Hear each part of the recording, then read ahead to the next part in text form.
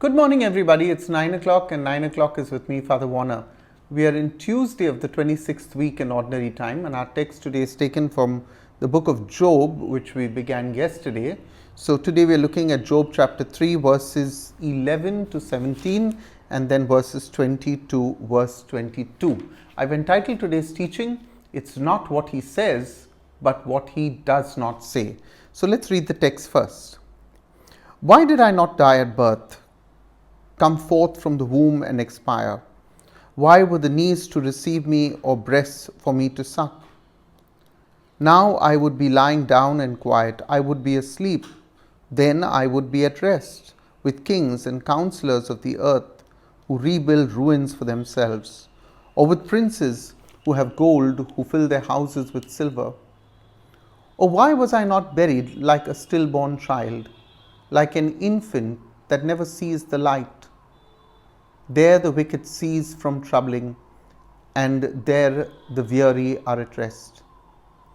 Why is light given to one in misery, and life to the bitter in soul, who long for death, but it does not come, and dig for it more than for hidden treasure, who rejoice exceedingly and are glad when they find the grave?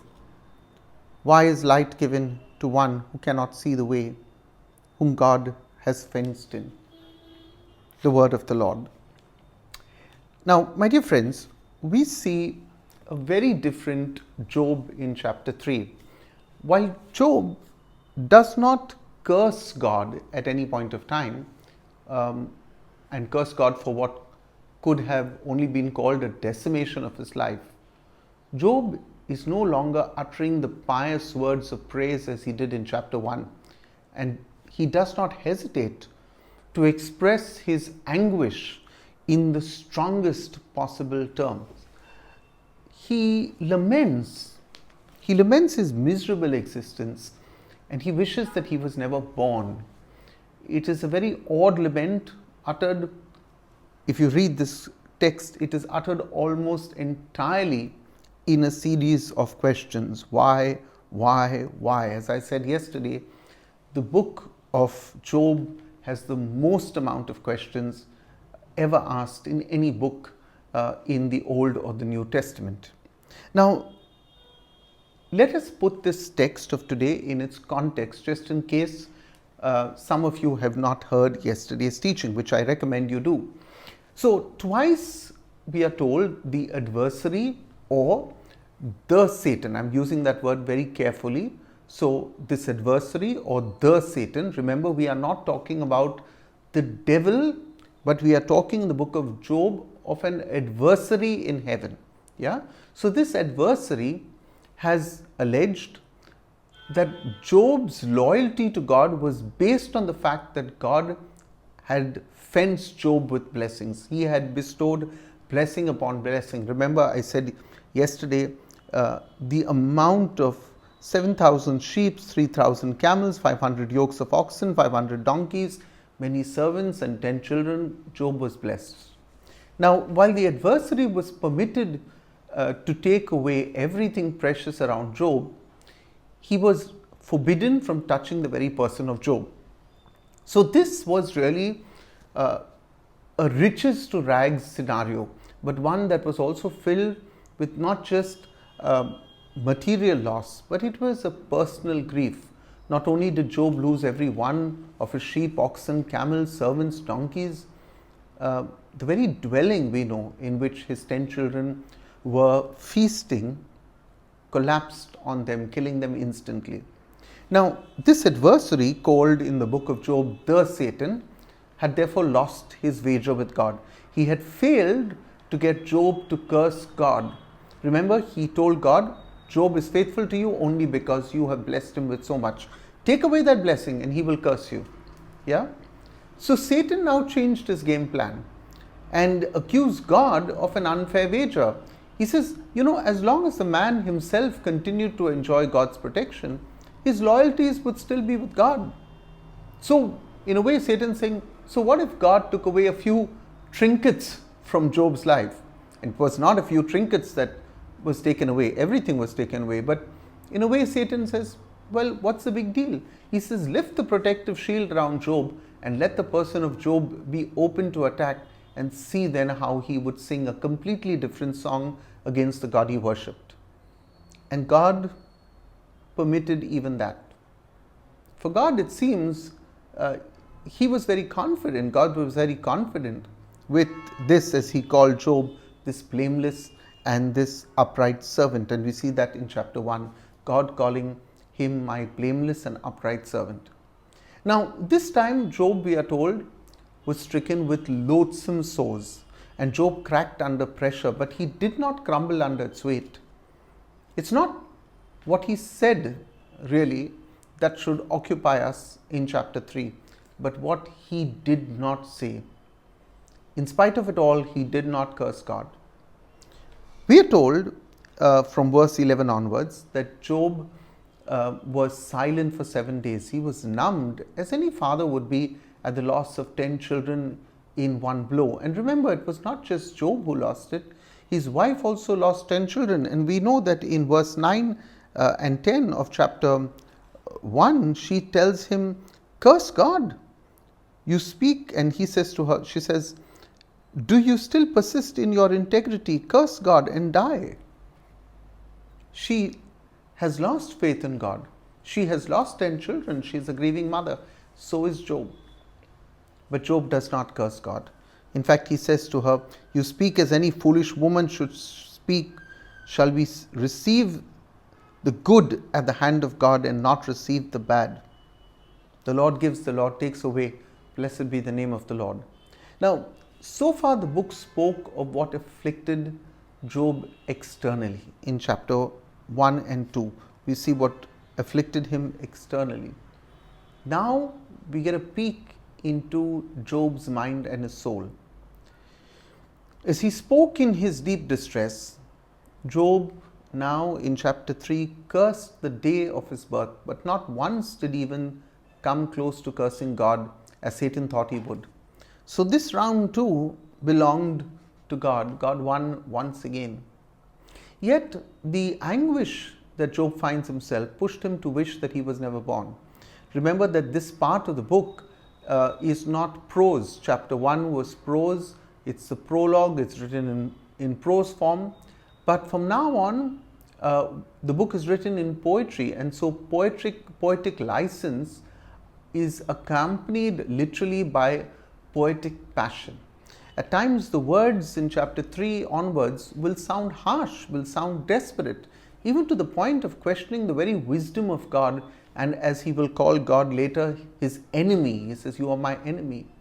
But you see, in spite of all his anguish and the words that Job uses, the heart of Job never abandons his faith in God, even though its poetic form may sound to us horribly wrong. Now, in poetic form, the anguish of Job really captures the heart of a tortured and innocent soul, like many people in this world suffer innocently. That anguish, that pain of wondering, why is God doing this to me? His grief and his suffering are so hard to bear that Job not only curses the day he was born, but he cursed the night he was conceived. And then he wished that death would strike him into the grave. He begs to die. These repetitive thoughts and words of Job really unnerve us. But it's not that we've not heard it. We've heard people who are sick and suffering, begging for the grave.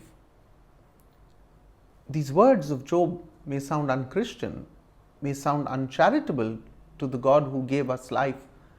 And yet, my dear friends, it would be a mistake to label any grieving person. It would be a mistake to label any grieving father, mother, brother, sister, whose anguish words may sound sinful to us. When they say, I wish I was never born, I wish I would die, that's the pain of the heart speaking. It's not really the will of a person. Now, remember that Job is no stoic man of God. Job is a breathing, living man who loved God, and he struggled with this plan that God had for him. This, perhaps, what we hear in chapter 3 was nothing short of an emotional meltdown. But it may have been an emotional meltdown, but it was definitely not an apostasy. He did not go against his God. And so many of us may find ourselves in that situation, asking God, why? Saying some terrible things sometimes in our anguish to God. But remember, do not judge people by their words, because in their heart it is just pain and suffering, nothing else. And we still turn to God, and then we beg him for forgiveness for the times that we, in our moments of weakness, said things we should not have said to them. Now, I'm sure that many can relate to Job's lamentation. I myself have found myself in situations when I've hit rock bottom and really thought there was no way out.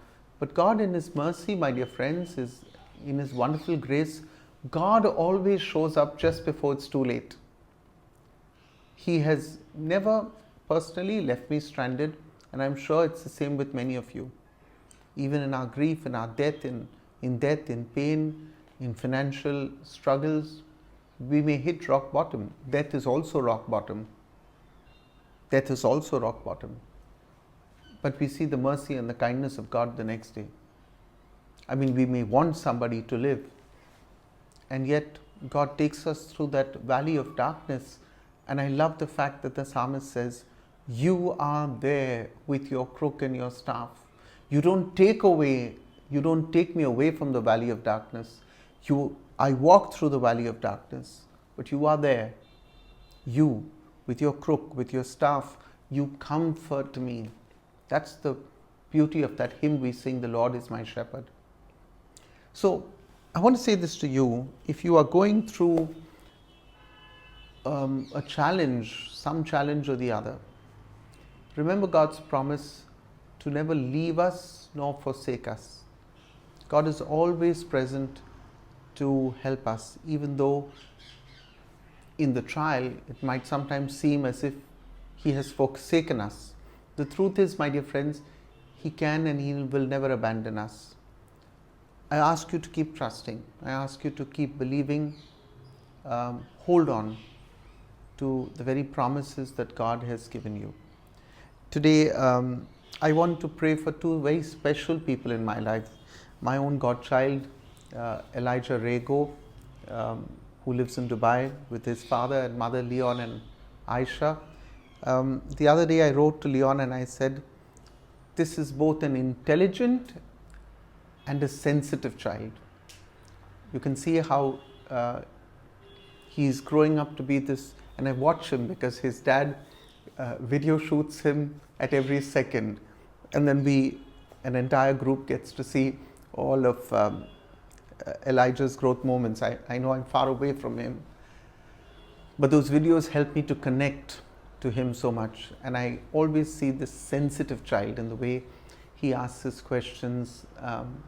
Yes, God has blessed Elijah with lots of privileges and blessings thanks to the hard work of his father and his mother, but in spite of it, I see a beautiful child. And I also want to pray today for my friend Bevan Fonseca, the fantastic musician.